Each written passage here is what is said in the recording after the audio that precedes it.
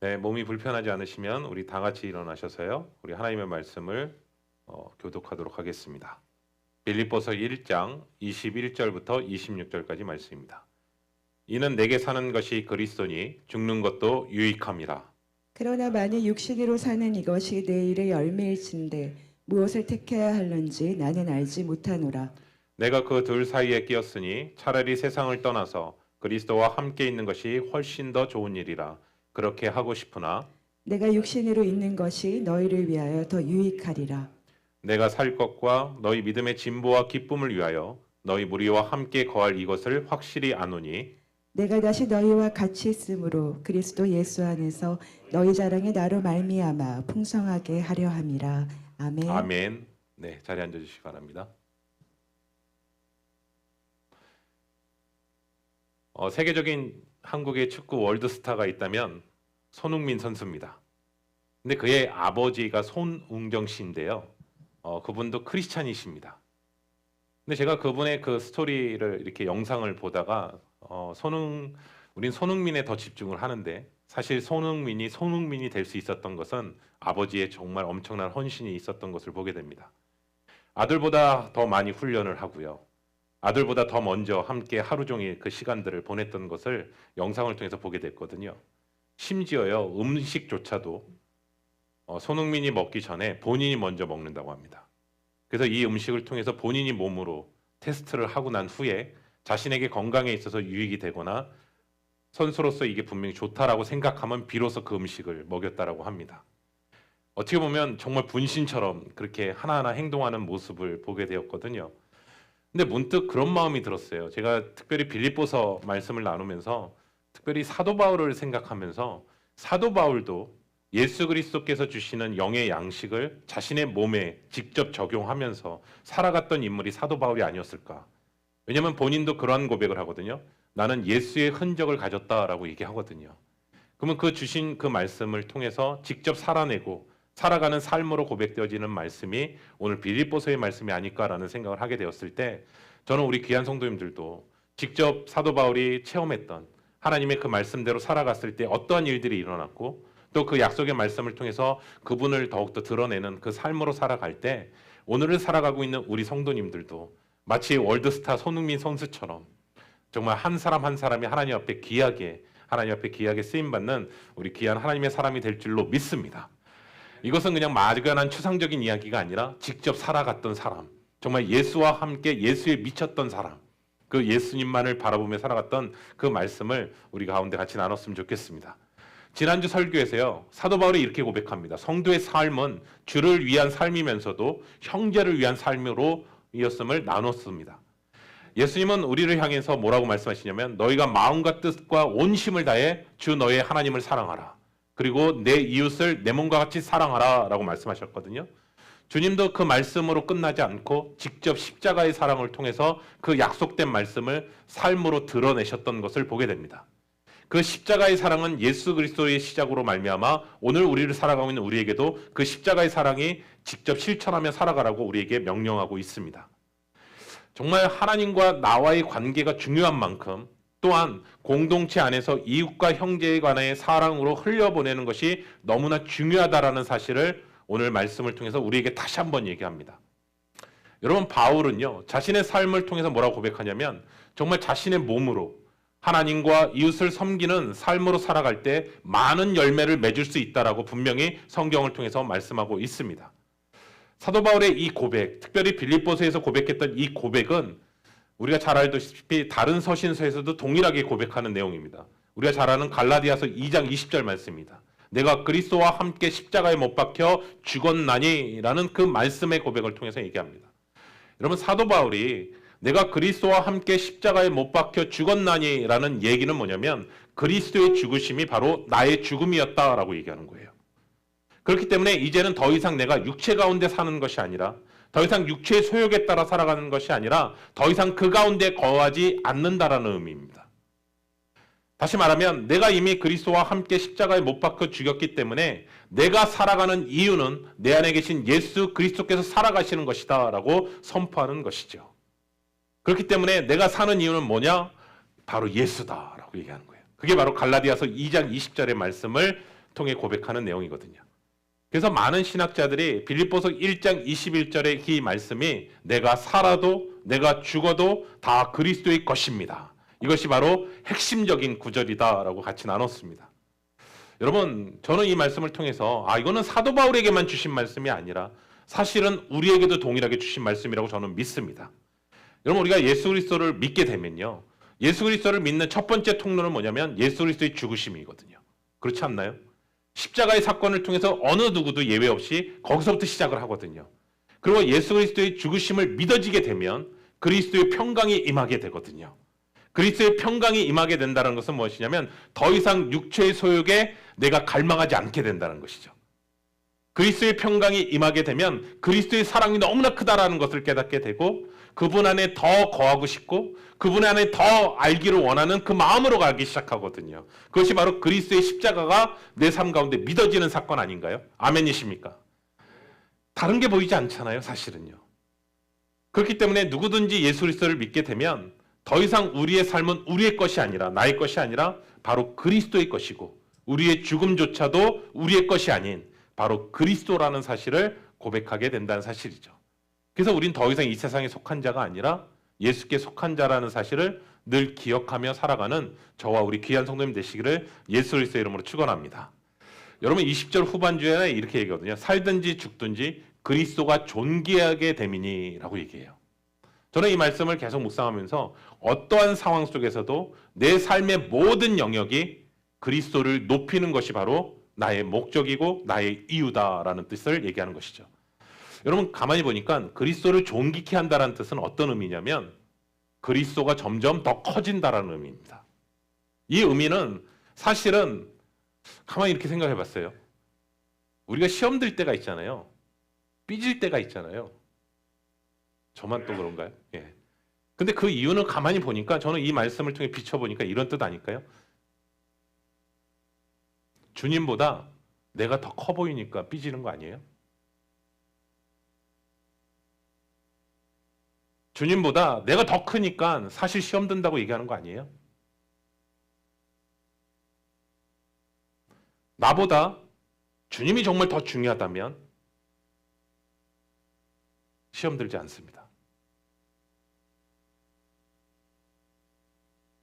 다른 사람이 어떻게 말해도 나보다 주님이 더 중요하다면, 더 크신 분이라면 영향을 받지 않는다는 뜻입니다. 사도 바울이 이렇게 고백할 수 있었던 이유는 그가 예수 그리스도를 만나기 전에 다메섹에서는요, 그 상황 속에서 걸어갈 땐 자기 의가 가득한 사람이었다고요. 그리고 자신의 명예가 중요했던 사람이라고요. 그리고 자신의 이익을 위해서 살았던 사람이라고요. 그런데 예수 그리스도를 만난 후에 그의 삶명이 완전히 바뀌게 되거든요. 예수 그리스도로 바뀌게 되는 모습을 보게 되거든요. 그것이 무엇이냐? 증거가 그리스도만을 높이기를 원하거든요. 그것을 위해서 바울은 살았던 것이에요. 바울이 이렇게 열정적으로 복음을 증거했던 이유는 뭐냐라고 한다면 그것은 그리스도를 높이기 위해서 그렇게 했다라는 거예요. 여러분 사도 바울뿐만 아니라 베드로도 그랬고요. 또 사역자뿐만 아니라 예수 그리스도를 믿는 사람들의 모든 공통점은 바로 그리스도 때문이라는 거예요. 그래서 우리의 삶의 목적과 이유가 뭐냐? 바로 그리스도라는 것을 얘기하는 것이죠. 그래서 사도 바울은 로마서 14장 7절 8절에서 다음같이 얘기합니다. 볼까요? 우리 중에 누구든지 자기를 위하여 사는 자가 없고 자기를 위하여 죽는 자도 없도다. 우리가 살아도 주를 위하여 살고 죽어도 주를 위하여 죽나니 그러므로 사나 죽으나 우리가 주의 것이로다. 아멘. 누구도 자기를 위해서 죽는 사람이 없고 자기를 위해 사는 사람이 없다. 이게 바로 크리스찬의 삶입니다. 사실은요, 복잡하지 않아요. 크리스찬 삶은요. 왜냐하면 주인이 바뀌었거든요. 여러분 우리 성도님들 중에 비즈니스를 하시는 분이 계시고 직장생활 하시는 분도 계십니다. 두 분 다 힘듭니다. 일은요. 지치고요. 그런데 공통적으로 하시는 말씀이 하나 있더라고요. 그것은 뭐냐면 비즈니스보다 직장생활이 더 편하다는 겁니다. 물론 속으로 난 아니야. 직장생활이 더 힘들어라고 하실지 모르겠지만 대체적으로 이렇게 얘기합니다. 그 이유는요. 비즈니스를 하게 되면 내가 주인이 돼서 운영하기 때문에 그렇습니다. 신경 써야 될 일이 너무나 많습니다. 부담과 책임감도 크고요. 그리고 직원들에게 월급을 줄 날이 왜 이렇게 빨리 오는지. 그래서 모든 것들이 되게 힘들거든요, 마음이. 근데 하지만 직장 생활은요, 거기까지 부담은 없어요, 사실은요. 그렇기 때문에 조금 더 편하다라고 제가 말씀을 드리는 겁니다. 마찬가지입니다. 우리의 삶이요, 내가 주인이잖아요. 그러면 굉장히 복잡해집니다. 그런데 심플하게 우리의 삶의 정말 주인이 주님이시라면요, 단순해집니다. 헬라어 원어를 보니까 이 단어를요, 이렇게 간단히 표현하고 있더라고요. To live in Christ라는 단어를 우리는 사용하고 생각하거든요. 그런데 헬라어 원문에 보면 그냥 토젠 크리스토스라는 단어를 사용합니다. 다시 말하면 동사가 빠져 있어요. 뜻은 뭐냐면 이 단어는요, 삶은 그리스도다. 크리스찬 삶이 가능한 이유, 모든 것이 가능한 이유는 하나님 안에서 단순하기 때문에 그렇다는 거예요. 그런데 많은 크리스찬들이 뭐라고 생각하냐면 to live in Christ 플러스 돈, 명예, 이익, 자녀, 욕심, 이게 다 플러스 되고 있어요, 솔직히요. 그런데 예수 그리스도를 믿고 나고 영접하게 되면 우리의 삶의 중심이 다 정리되는 거거든요. 그 정리되는 것은 뭐냐면 그리스도를 위해서 살든지 죽든지 그리스도께서 존귀케 되는 삶이라는 것을 심플하게 오늘 말씀 가운데서 얘기합니다. 그것은 뭐냐면 그리스도만을 높인다라는 거예요. 여러분, 인생의 우리의 목적은 뭐냐? 나를 높이는 게 아니라 그리스도를 높이는 것이다. 여러분, 세례 요한이 예수님을 본 후에 제일 먼저 했던 말이 뭐냐면 잘 아실 겁니다. 그리스도는 흥하여야겠고 나는 쇠하여져야 된다. 예수 그리스도를 만난 사람의 자세는 뭐냐? 그리스도만을 높이고 나는 쇠하여져야 됩니다. 라는 그 고백인 것이죠. 여러분, 그렇다면 우리가 신앙생활하는 가운데 한번 정직하게 돌아보는 거예요. 내 개인이나 내 가정이나 내 사업장이나 내 직장이나 정말 그리스도가 정말 높아지기를 원하고 있나? 만약에 그리스도를 높이지 않고 있다면 오늘 말씀 앞에서 다시 한번 정직하게 서야죠. 먹든지 마시든지 그리스도의 영광을 위해 사는 것이고 살아도 죽어도 주를 위해 사는 것이라는 것을 분명하게 크리스찬 삶이라고 오늘 성경은 우리에게 분명히 얘기하고 있습니다. 바울이 내게 사는 것이 그리스도니 죽는 것도 유익하다라고 얘기했던 이유는 세상 사람들이 말하는 염세적으로 이제 더 이상 살고 싶지도 않아. 더 이상 나는 세상에 소망도 없어. 염세적으로 얘기하는 그 의미가 아니라 죽음 이후의 삶에 대해서 확신을 갖고 있었고 믿음이 있었기 때문이다라는 것이죠. 바울에게 있어서 죽음은 뭐냐? 이사를 가는 것이었다. 우리 볼까요? 고린도후서 5장 1절입니다. 만일 땅에 있는 우리의 장막집이 무너지면 하나님께서 지으신 집, 곧 손으로 지은 것이 아니요 하늘에 있는 영원한 집이 우리에게 있는 줄 아느니라. 아멘. 아멘. 여러분, 우리가 지금 입고 있는 이 육신의 옷이요, 쇠하여지고 무너지게 될 때가 있다라는 거예요. 그러면 우리는 하나님께서 새로 입혀주시는 옷이 있다라는 거예요. 그 입혀주는 옷이 바로 부활이거든요. 그 옷으로 말미암아 영원히 산다라는 거예요. 그리고 또한 이렇게 표현한 거예요. 장막이라는 단어를 표현했을 때 만약에 오늘날 우리로 이해한다면 우리가 만약에 천막촌에 살고 있어요. 천막촌에 살고 있다가 어느 날 갑자기 거대하고 웅장한 맨션으로 이사를 한다면 이 천막을 붙들고 있는 사람은 없을 거라고 생각합니다. 네. 간밤에 꿈을 깨는 것처럼 죽음은 이 땅에서의 잠에서 깨어나 하나님의 나라로 옮겨지는 사건이거든요. 그렇기 때문에 성경의 어느 성경을 봐도 구약이든 신약이든 죽음에 대해서 잠이라는 단어를 표현합니다. 반드시 깨어난다라는 것을 얘기하거든요. 그래서 성도의 죽음은 마치 이슬처럼 안개처럼 사라지고 말하는 것이 아니라 영원히 예수님과 함께 사는 것이 바로 성도의 죽음이다라고 얘기합니다. 여러분, 지금은 상상할 수 없겠죠. 그러나 분명히 우리가 갖고 있는 이 육신의 장막이 무너지게 되면 하늘의 집으로 이사한다라는 것을 분명히 얘기합니다. 여러분, 바울이 이렇게 확신을 가지고 얘기했던 이유는 그냥 책을 통해서 읽어서 죽음은 이런 거야 라고 한 게 아니라 본인이 직접 체험을 했기 때문에 그렇습니다. 마치 자신의 이야기를 남의 얘기를 하는 것처럼 셋째 하늘, 천국에 갔다 왔다라는 얘기를 성경은 분명히 증언하고 있습니다. 볼까요? 고린도후서 12장 1절부터 4절입니다. 무익하나마 내가 부득불 자랑하노니 주의 환상과 계시를 말하리라. 내가 그리스도 안에 있는 한 사람을 아노니 그는 14년 전에 셋째 하늘에 이끌려간 자라. 그가 몸 안에 있었는지 몸 밖에 있었는지 나는 모르거니와 하나님은 아시느니라. 내가 이런 사람을 아노니 그가 몸 안에 있었는지 몸 밖에 있었는지 나는 모르거니와 하나님은 아시느니라. 그가 낙원으로 이끌려가서 말로 표현할 수 없는 말을 들었으니 사람이 가히 이르지 못할 말이로다. 아멘. 아멘. 특별히 고린도 전서 후서 내용에서 있어서 특별히 그 고린도 교회 성도들 중에 바울에 있어서 사도직을 도전하고 바울보다 내가 더 영적이고 내가 바울보다 더 은사가 많은 것처럼 자랑하는 사람들이 있었습니다. 그러한 그들을 향해서 바울 자신이 어떤 사도고 하나님께서 나를 부르신 예언자고 또 그의 권위를 증명하는 의미에서 바울이 3층 천에 갔다 왔다라는 얘기를 오늘 본문 말씀에서 꺼내고 있습니다. 바울은 자신의 몸으로 들려서 천국에 갔는지 영이 들려서 갔는지 정확하게 알지는 못하지만 천국에 이끌려 갔었다라고 설명합니다. 신학자들이 말하는 14년 전의 시기, 요 단어 언제쯤이었을까라고 했을 때 사도 바울이 1차 전도 여행 때 루스드라에서 유대인들에게 돌에 맞고 죽은 상태가 되잖아요. 유대인들 눈에서는 죽었기 때문에 성 밖으로 끌어냈던 장면이고 우리가 성경을 통해서 우리가 보면 잠깐 죽은 상태에 머물러 있었던 사도 바울이거든요. 그 타이밍으로 보고 있습니다. 요즘도 마찬가지로 죽었다가 살아난 사람들의 경험들을 보면 어떤 사람은 빛을 받았다라고 하는 사람도 있고 저도 한번 좀 얘기한다면 저희 집안은 불교였거든요. 근데 저도 죽을 뻔한 적이 있었어요. 잠실 수영장에서 수영을 못하는데 2m 물에 빠졌었거든요. 왜냐면 친구 놀리다가 장난치다 글로 보냈는데 2m 물인 줄 몰랐죠. 근데 제 몸이 중간에 딱 떠 있는 상태더라고요. 정말 숨을 안 쉬면 뜬다 그러는데 아니더라고요. 숨 안 쉬어도 안 뜨더라고요. 근데 어느 순간 계속해서 살려고 물을 먹게 되더라고요. 그 안에서. 근데 위에서는 사람들이 막 수영하면서 지나가는데 손이 안 뻗쳐지는, 아무리 뻗어도 안 되는 거예요. 그러다가 계속 물을 마시게 되고 어느 순간요. 이게 이해가 됐어요. 막 죽으려고 할 때 이제 숨이 차서 숨이 없어질 때 그때 잠처럼 이렇게 스물스물하게 됩니다. 기억이 싹 사라지게 됩니다.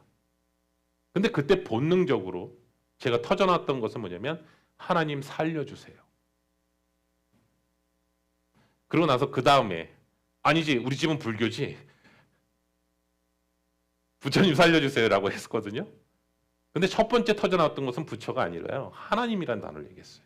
근데 참 아이러니하죠. 하나님 살려주세요. 부하천 이렇게 하는데 위에서 갑자기 손이 쭉 내려와서 저를 딱 잡고 끌어올렸어요. 근데 거기 있던 사람이 우연히 봤는데 제가 잠수하는 줄 알고 있었대요. 처음에는. 근데 안 올라오는 거예요. 계속. 그래서 뭔가 이상하다 싶어서 그 타이밍에 지나가다가 잡아줘서 이렇게 세운 거예요.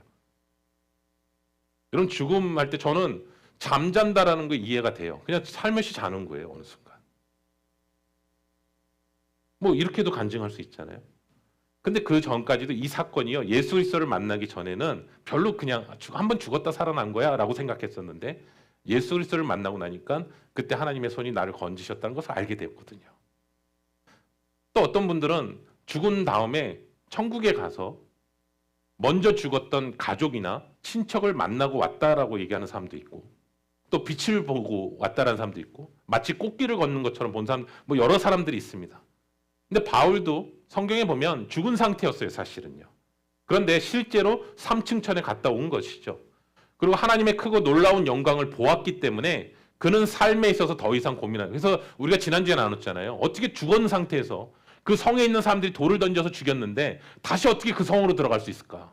우린 들어갈 수 없을 것 같거든요. 너무나 상처가 되는 장소고 치욕스러운 장소고 고통의 장소인데 사도 바울은 아무렇지도 않게 또 다시 일어나서 글로 들어가고 또 다른 성에 가서 복음을 전할 수 있었던 이유는 뭘까? 오늘 말씀을 보니까 그 사건을 통해서 하나님의 나라를 보고 왔고 그것에 대한 확신이 분명하니까 내 삶의 삶과 죽음 사이에 끼어있다 하더라도 죽는 것조차도 그리스도 안에서 유익한 것이구나 라는 것을 체험했기에 그런 삶으로 나아갔던 것인 것을 보게 됩니다. 그리고 내가 다시 산다면 내가 살아야 될 이유가 있다면 그것은 나의 사역을 위해서 사는 것이다. 그리고 너희들을 위해서 사는 것이다. 왜냐하면 하나님께서 나에게 주신 사명을 향해 그 일을 할 것이고 그 일이 맞춰지는 그 순간까지 하나님이 나를 보호하시고 인도하실 것이고 내가 만약 그 사역이 끝나게 돼서 죽는다면 나는 옮겨지는 것이다 라는 것을 분명히 얘기하는 것이죠. 이게 바로 사도 바울이 고백하는 사나 죽으나 그리스도의 것이고 그리스도의 영광을 위해 사는 것이다 라는 것을 함축적으로 말씀 가운데서 얘기하는 것이고 오늘 살아가는 우리 그리스도인들에게도 다시 한번 이 말씀 앞에 서는 시간이 되는 것이죠.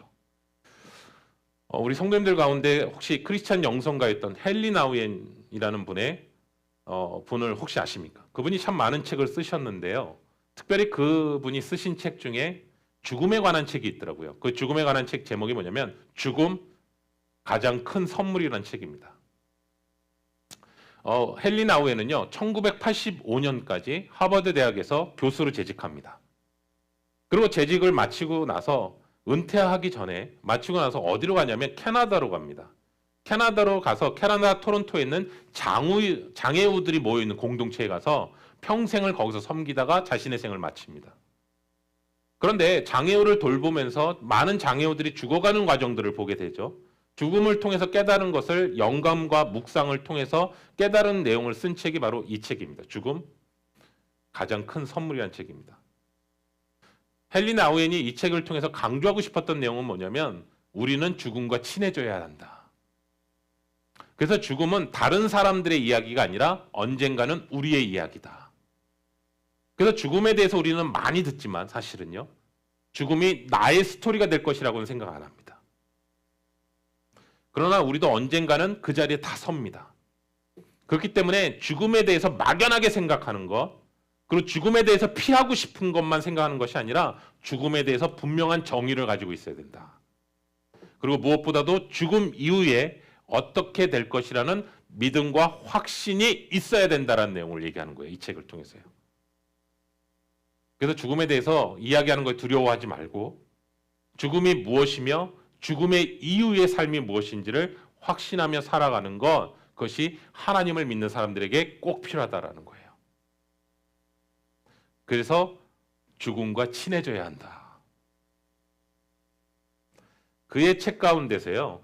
그의 죽음 이후에 있는 삶에 대해서 설명하기 위해서 모태에 있는 이란성 쌍둥이의 가상적인 대화로 설명하는 부분이 있습니다. 그 내용을 한번 좀 소개해 볼게요. 모태에 있는 이란성 쌍둥이가 아직 엄마 뱃속에 있는 가운데서 서로 대화하는 내용을 가상적으로 한 겁니다. 여동생이 오빠에게 말합니다. 오빠, 난 말이지 태어난 이후에도 삶이 있다고 믿어. 오빠는 격렬하게 방장한. 절대 그렇지 않아. 여기가 전부라니까. 여기는 어두워도 따뜻하지. 또 우리를 먹여주고 살려주는 탯줄만 잘 붙들고 있으면 딴 일 할 필요 없다고. 그러자 여동생이 굽히지 않고 얘기합니다. 이 캄캄한 곳보다 더 좋은 곳이 있을 거야. 어딘가 다른 곳 말이야. 마음껏 움직일 수 있고 환한 빛이 비추는 곳이 반드시 있을 거야. 잠시 후 침묵이 오른 뒤 여동생이 재빠르게 또 얘기합니다. 말해줄 게 또 있어 오빠. 오빠는 안 믿겠지만 말이야. 난 엄마가 있다고 생각해. 쌍둥이 오빠는 무척이나 화가 나면서 이렇게 얘기합니다. 엄마라고? 무슨 뚱딴지 같은 소리야. 나는 엄마를 한 번도 본 적이 없어. 어떤 놈이 그런 생각을 불어넣는 거야? 내가 말했잖아. 여기가 전부라니까. 왜 늘 그 이상을 바라는 거야? 이것도 알고 보면 그렇게 나쁜 곳 아니야. 우리에게 필요한 게 더 있으니까 그러니까 여기에 만족하기 바래. 여동생이 또 오빠에게 말합니다. 가끔 무언가 꽉 조여오는 것 같지 않아? 아주 기분 나쁘게 아프기도 해. 오빠가 말합니다. 나도 그래. 근데 그게 뭐 어때서? 여동생. 내 생각에는 이 꽉 조여오는 것이 다른 곳, 그러니까 여기보다 훨씬 더 아름다운 곳, 엄마 얼굴을 보게 될 곳을, 갈 곳을 준비하라는 표시인 것 같아. 오빠 흥분되지 않아? 지금 이 스토리의 내용을 이렇게 가상적인 대화지만 이것이 어떤 의미인지는 우리는 다 압니다.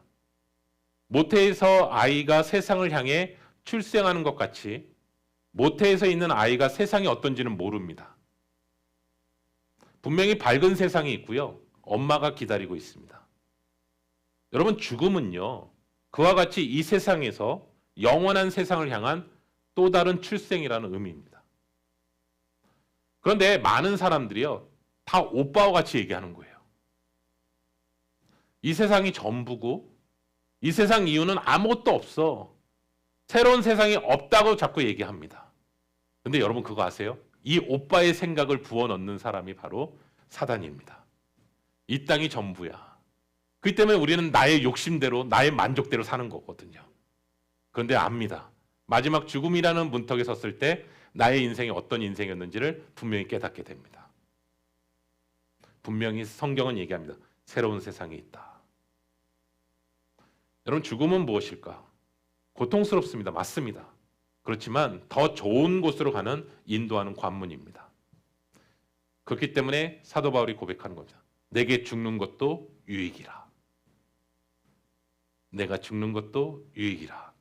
왜냐하면 우리에겐 더 빛난 영광이 있기 때문에, 하나님께서 예배해 놓으신 천국이 있기 때문에 우리 크리스찬들은 담대할 수 있다. 초대교회 로마 시대 때는 핍박을 많이 받았잖아요. 크리스찬들이요. 그래서 사자들의 먹이가 되는 원형 경기장 안에서 그런 사건들이 많이 비질비질했거든요. 그때 한 이야기 속에서 이런 얘기 나오더라고요. 한 엄마와 아이가 크리스찬은 이유만으로 사자의 밥이 되는 상황이에요. 사자를 며칠 동안 굶긴 상황에서 달려드는 그 사자를 향해서 그 아이가 엄마한테 얘기합니다. 엄마, 나 무서워. 너무 무서워. 그때 엄마가 그렇게 얘기합니다. 잠시 눈을 감어. 그리고 잠시 눈을 감고 우리가 눈을 뜨게 되면 예수님과 함께 있을 거야. 초대교회 크리스찬들은 하나님의 나라에 대한 분명한 소망이 있었기 때문에 환난과 핍박 속에서도 그 시간을 견뎌낼 수 있었던 거거든요. 이 세상 사람들이 가장 두려워한 게 뭔지 아세요? 죽음입니다. 죽음 앞에서는 자신의 실체가 다 드러나게 됩니다. 그런데 사도 바울은 다시 한번 얘기합니다. 죽는 것이 내게 유익이다. 그런 사람들이 바로 세상이 감당할 수 없는 사람들입니다. 이와 같은 믿음의 사람이 되기를 예수 그리스도의 이름으로 축원합니다. 저는 우리 귀한 성도들 한 분 한 분이요, 정말 죽음과 친해지셨으면 좋겠어요. 그랬을 때 주님 앞에 섰을 때 기뻐 뛰며 내가 이제는 하나님의 나라로 함께 간다. 그러한 고백이 나오지 않을까요? 그렇기 때문에 이 땅에 사는 동안 분명하게 가지셔야 됩니다. 사는 것도 그리스도요, 죽는 것도 유익이다. 우리 한번 좌우합대 인사하겠습니다. 사는 것도 그리스도요, 죽는 것도 유익이라. 네, 점점 약해지네요. 사는 것은 그리스도요, 죽는 것은 유익이라. 네, 우리 계속해서 볼까요? 마지막 26절 말씀입니다. 빌립보서 1장 26절입니다. 내가 다시 너희와 같이 있으므로 그리스도 예수 안에서 너희 자랑이 나로 말미암아 풍성하게 하려 함이라. 아멘. 아멘. 살아도 죽어도 주를 위해 살았던 사도 바울의 삶은 뭐라고 얘기하냐면 남을 더 풍성하게 하는 삶이었다. 제가 아까 서두에서 말씀드린 대로 사도 바울은 삶으로 증명하거든요. 그 말씀을. 사도행전 27장 43절에 보면 가이사랴로 붙잡혀서 지중해 유라굴로 광풍을 만나게 되죠. 그때 배가 파선이 되는 상황이 펼쳐집니다. 그때 배를 주장했던 사람이었던 백부장은요, 이 배가 파손된 이후로 죄수들이 도망칠 거를 생각하고 이 자리에서 죄수들을 다 죽여버리자고 결정을 합니다. 그렇죠? 근데 사도 바울은 성령께서 분명히 말씀하셨거든요. 한 사람도 상하지 않게 하겠다라고 약속하신 그 말씀으로 아니라고 얘기합니다. 다 살려야 된다라고 얘기합니다. 그래서 사실은 그 276명의 사람들이요, 백부장의 결정대로 했으면 그 자리에서 다 죽여야 되는 사람들입니다. 아마 죽었을 것입니다. 근데 그 배 안에 사도 바울이 있음으로 말미암아 죽어야 됐던 사람들이 생명으로 옮겨지는 사건으로 바뀌게 됩니다. 요셉의 이야기도 그렇습니다. 요셉으로 말미암아 보디발의 집이 복을 받습니다. 왜냐하면 성경은 분명히 하나님이 요셉과 함께 하심으로 형통케 하셨다라는 것을 얘기합니다. 심지어 감옥에 들어가서도 감옥에 안에 있는 사람들도 복을 받습니다. 이제는 거기서 끝나는 것이 아니라 요셉이 애굽의 총리가 되면서 애굽도 복을 받습니다. 애굽뿐만 아니라 이스라엘도 건짐을 받는 사건으로 펼쳐지게 해서 복을 받는 것을 보게 됩니다. 여러분, 여기서 깨닫는 것은요, 하나님의 사람들은 여러분들이 어디에 가든지 간에 사도 바울처럼 요셉처럼 다른 사람들에게 있어서 하나님의 축복의 통로로 흘려보낸다는 사실입니다. 근데 성경을 유심히 보니까요. 거꾸로 된 사람도 있습니다. 누굴까요? 아간입니다. 아간 때문에 증조 할아버지 이름도 알게 되었습니다. 삽디요. 아마 삽디는 기가 막혔을 것입니다. 자신의 이름이 왜 언급돼야 되는지. 그런데 성경에 보면 아간만 언급하는 게 아니라 증조 할아버지였던 삽디의 이름까지 언급합니다. 우리가 잘 알다시피 아간의 범죄로 말미암아 아간의 가족들도 다 죽게 되고요. 아간으로 말미암아 아이성 전투에 죽은 병사들이 있고요. 아간으로 말미암아 이스라엘 민족에 있어서 모든 것들이 무너졌던 사건을 경험하게 된 사건도 있습니다. 여러분 성경을 유심히 보니까요. 성경은 한 사람 한 사람의 개인도 보지만 그 개인을 통해서 공동체도 함께 보신다는 사실입니다. 저는 우리 귀한 성도님이 하나님의 나라에 섰을 때 여러분 각 사람도 하나님께서 보시지만 여러분들이 속해 있었던 형제사랑교회도 함께 보실 줄로 믿습니다. 왜냐하면 요한계시록에 나와 있는 교회들은 한 사람을 향해서 얘기하는 것보다는 공동체를 향해서 얘기하거든요. 에베소 교회, 빌라델피아 교회, 서머나 교회, 라오디게 교회, 사대 교회 다 하나하나 그 교회 공동체를 향해서 보시거든요. 그래서 내가 속해 있는 곳에 정말 그리스도의 사랑과 풍성함을 흘려보내는 사람인지 또 하나는 내가 오히려 나로 말미암아 그리스도의 교회, 몸된 교회를 향해 불이익을 주는 존재는 아닌지 그 말씀 앞에 또 다시 한번 서보는 것이죠. 물론 우린 연약합니다. 실패투성이기도 하고요. 연약합니다. 그런데 우리의 마음의 진짜 중심이 주님을 닮고자 하는 그 마음으로 나아간다면 주님께서 우리를 만지시고 하나님의 사람들로 세워져 나갈 줄로 믿습니다. 여러분이 거룩한 도전할게요. 나는 정말 주의 몸된 교회에서 무엇을 포기하고 계십니까? 나는 정말 주의 몸된 교회를 향해서 주님을 위해서 나의 유익을 어떠한 것을 내려놓고 계십니까?